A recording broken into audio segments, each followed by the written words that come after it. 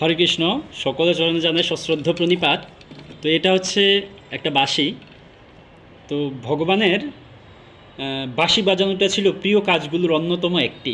গরু চড়ানো, বাঁশি বাজানো, এগুলো ছিল ভগবানের প্রিয় কাজের মধ্যে অন্যতম। ওই যে একটা গানের একটা ভজনের লাইন আছে না, যমুনার কূলে কদম্বের মূলে বাজাতে বাঁশি রাধা বলে, সেই না তুমি গৌর হয়ে নদে এসে জীব তরাও।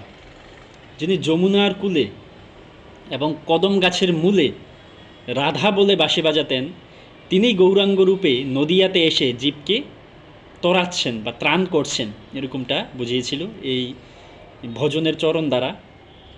তো ভগবান এই বাঁশি বাজাতেন। আমি কখনো বাঁশির প্রশিক্ষণ প্রাপ্ত হইনি, বাঁশি বাজানো শিখিও নি, আর এখনও পর্যন্ত শেখার পরিকল্পনাও আমার মনে জাগ্রত হয়নি। তো এই বাঁশিটা আমি যখন দেখলাম, ভাবলাম যে আমি একটু চেষ্টা করি বাঁশি বাজানোটা।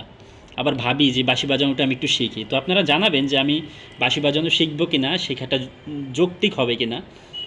তো যেহেতু আমি কখনো প্রশিক্ষণপ্রাপ্ত হইনি, সেহেতু আপনাদেরকে খুব সুরালোভাবে এই বাঁশি বাজিয়ে শোনাতে পারলাম না, এর জন্য আমি দুঃখ প্রকাশ করছি এবং ক্ষমা প্রার্থনা করছি।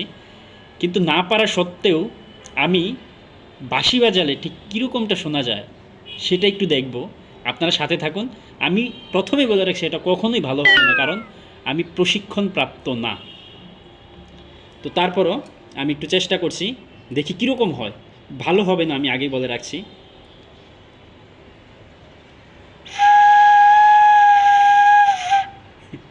এর চেয়ে ভালো বাঁশি আমার পক্ষে বাজানো সম্ভব না, কারণ কিভাবে বাজাতে হয়, কিভাবে বাঁশির মধ্যে মুখ দ্বারা বাতাস প্রদান করতে হয়, ফু দিতে হয়, এবং কিভাবে আঙুল পরিচালনা করতে হয়, সেই সম্বন্ধে আমি কিছুই জানি না।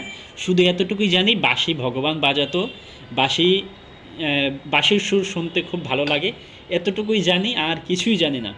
ঠিক আছে, সকলে ভালো থাকুন, এবং কারা কারা বাঁশি বাজাতে পারেন সেটা জানাবেন, এবং আমি বাঁশি বাজানো শিখলে সেটা যৌক্তিক হবে কি না সেটাও আপনারা জানাবেন। হরে কৃষ্ণ।